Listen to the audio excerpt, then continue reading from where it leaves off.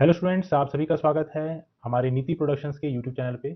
यहाँ हम प्रोजेक्ट 1.0 के अंतर्गत हम देखने वाले हैं सब्जेक्टिव पीवाईक्यू एनालिसिस, जिसमें आज टॉपिक है हमारा छत्तीसगढ़ का। तो शुरुआत करते हैं, लेकिन उससे पहले कि हम लोग शुरुआत करें, आप लोग के लिए एक जानकारी। मुद्रण तथा लेखन सामग्री विभाग द्वारा जो भर्ती परीक्षा आयोजित की जा रही है व्यापम के द्वारा, उसके लिए हमारे द्वारा फ्री टेस्ट ऑर्गेनाइज कराया जा रहा है, जिसमें टेस्ट संख्या टोटल 10 है। जिसमें से पहले 7 क्वेश्चन जो रहेंगे, पहले 7 पेपर जो रहेंगे, वो सातों रहेंगे सब्जेक्टिव रहेंगे। और उसके बाद जो तीन पेपर जो रहेंगे, वो पूरी तरह से फुल लेंथ वाले हमारे पास पेपर रहेंगे। तो आप इसे फ्री अटेम्प्ट कर सकते हैं, और इसके लिए आपको सिंपल सा टेलीग्राम में जाना है और वहाँ पर जो लिंक दिया रहेगा उस पर ज्वाइन कर लेना है। और इसका जो टाइम टेबल है कुछ इस तरह से है, हर संडे पेपर होगा। बस लास्ट संडे जो रहेगा एग्जाम वाले के टाइम पे, वहाँ पर एक हफ्ते में दो दो एग्जाम होने वाले हैं।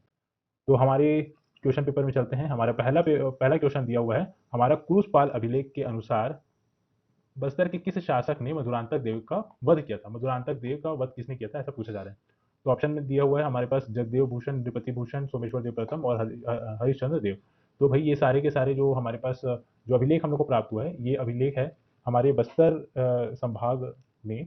जो एक हमारे पास एक वंश हम लोग को देखने को मिलता है, हमारे छिंदक नागवंश। तो उन सबके उसके राजा हैं ये सारे। और उसी में ही एक राजा हुए सोमेश्वर देव फर्स्ट, सोमेश्वर देव प्रथम।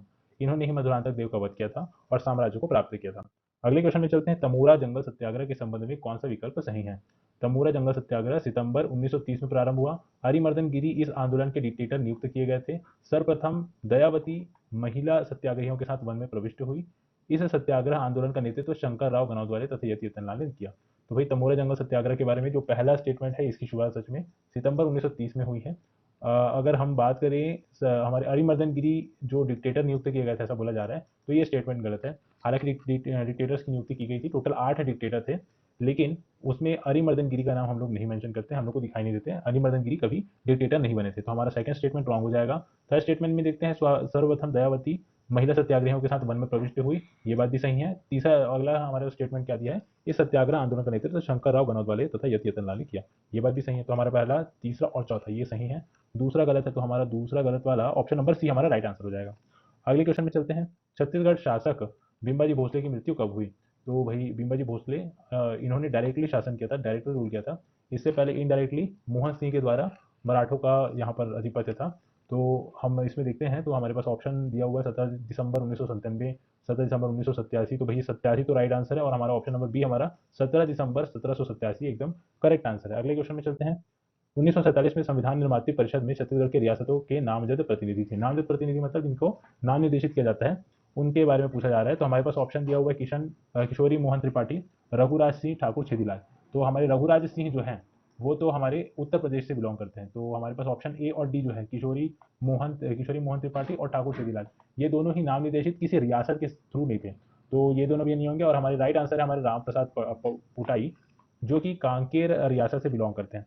तो हमारा राइट आंसर होगा ऑप्शन नंबर बी। अगला क्वेश्चन है हमारे पास, होम रूल आंदोलन में छत्तीसगढ़ के निम्नलिखित में से किन व्यक्तियों ने सक्रिय रूप से भागीदारी दी थी। तो पहला दिया हुआ है पंडित रविशंकर शुक्ल, डॉक्टर ई राघवेंद्र राव, घनश्याम सिंह गुप्त और राम गोपाल दुबे। तो भाई ये चारों ही हमारे स्वतंत्रता सेनानी हैं। लेकिन जब हम लोग को क्लियरली पूछ रहे कि अगर होम रूल आंदोलन के बारे में पूछ रहे, तो हमारे पास ऑप्शन नंबर हमारा स्टेटमेंट, मतलब हमारे पंडित सुंदरलाल शर्मा, ई राघवेंद्र राव और घनश्याम सिंह गुप्त, ये तीनों ही हमारे होम रूल आंदोलन में छत्तीसगढ़ से नेतृत्व किए थे। अगले क्वेश्चन, तो इस आधार पे हमारा ऑप्शन नंबर ए हमारा राइट आंसर होगा। अगला क्वेश्चन है हमारे पास, गोदावरी शबरी नदियों का जलग्रहण क्षेत्र छत्तीसगढ़ के किस भौतिक विभाग में स्थित है। तो भाई हमारे पास दो नदियां, हमारे जो साउथ की सबसे बड़ी दो नदियां हैं, उनमें एक है हमारे पास गोदावरी और एक है हमारे पास शबरी। तो गोदावरी ड्रेनेज सिस्टम का पार्ट हमारी इंद्रावती नदी है। इंद्रावती जो है गोदावरी की सबसे बड़ी सहायक नदी है। और गोदावरी नदी का अगर हम उद्गम देखते हैं, तो त्र्यंबक की पहाड़ी से होता है, जो कि महाराष्ट्र में, वहां से बहते हुए आती है। और भद्रकाली में संगम होता है हमारी इंद्रावती के साथ गोदावरी का। उसके बाद फिर वो 24 किलोमीटर बहती है, हाँ 24 किलोमीटर, 10 किलोमीटर बहती है, हमारी सीमा रेखा बनाती है। और उसके बाद में फिर कुछ टाइम बाद हम लोग को शबरी नदी आके गोदावरी में मिलती हुई प्रतीत होती है। तो उसका जल ग्रहण जो क्षेत्र है, उसको पूछा जा रही है हमारी।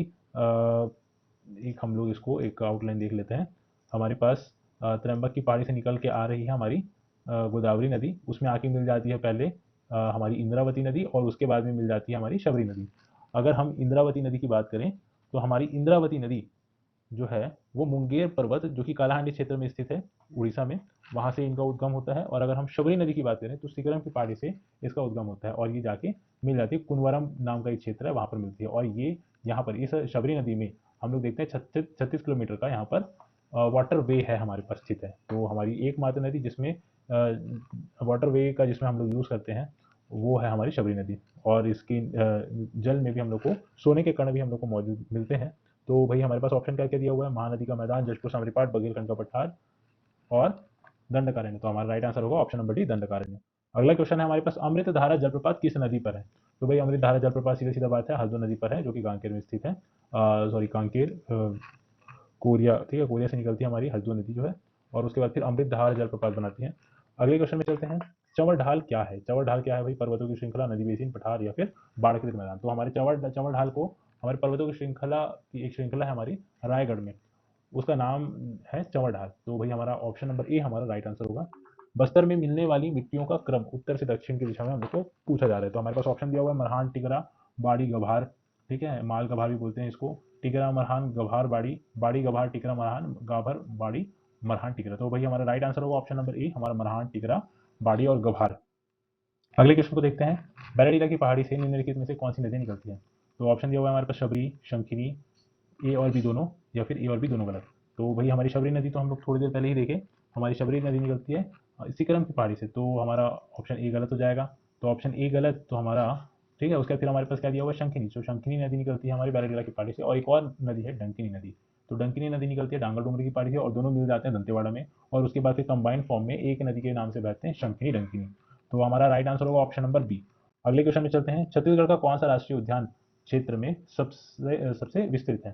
तो कुटरू, कांगरी घाटी, इंद्रावती और संजय गांधी। हमारे पास ये चार ऑप्शन दिए हुए हैं। तो भाई हमारा राइट आंसर होगा हमारा संजय गांधी। एक्चुअल में संजय गांधी नेशनल पार्क जो है वर्तमान में गुरु घासीदास नेशनल पार्क के नाम से जाना जाता है। तो हो सकता है कभी, ठीक है, अभी प्रीवियस ईयर क्वेश्चन है तो फिर हो सकता है कंफ्यूज करने के लिए इस टाइप से पूछ सकता है।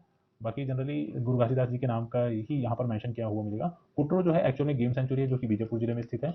कांगेर घाटी की अगर हम लोग बात करें तो उसका स्थापना हुआ था 1982 में, जिसका क्षेत्रफल है केवल 200 स्क्वायर किलोमीटर, जो कि सबसे छोटा है। उसके बाद फिर आती है इंद्रावती राष्ट्रीय उद्यान की बारी, जिसका स्थापना 1978 में किया गया था, और क्षेत्रफल इसका 1258। और अगर हम बात करें गुरु घासीदास राष्ट्रीय उद्यान, जिसका पूर्व नाम संजय गांधी नेशनल पार्क था, उसकी स्थापना 1981 में की गई थी। कोरिया जिले में स्थित है, और नवीन जिला महिला मानपुर में भी इसका विस्तार है, और इसका क्षेत्रफल है 1441 स्क्वायर किलोमीटर। तो हमारा राइट आंसर हो जाएगा हमारे पास छत्तीसगढ़ का सबसे विस्तृत जो है हमारा संजय गांधी है। अगला क्वेश्चन है, अलबका की पहाड़ी कहाँ स्थित है? सुकमा, नारायणपुर, दंतेवाड़ा, बीजापुर। तो इसका राइट आंसर है बीजापुर। अलबका की पहाड़ी जो है बीजापुर जिले में स्थित है। किस वर्ष दुर्ग जिले का विभाजन कर राजनांदगांव जिला बनाया गया? देखिए भाई यहाँ पर ना दुर्ग जिले का विभाजन करके जो बना है राजनांदगांव बना है, तो दुर्ग को नहीं पूछ रहा है, वो राजनांदगांव को पूछ रहा है। तो ईयर दिया हुआ है 68, 71, 73 और 98। तो ध्यान रखे रहेंगे 1973 में हमारे राजनांदगांव की स्थापना हुई है, जिसका निर्माण हुआ है दुर्ग जिले को काटकर। अगले क्वेश्चन में चलते हैं, बस्तर दशहरा के आयोजन की कुल अवधि कितने दिनों की होती है, कितने दिन की होगी?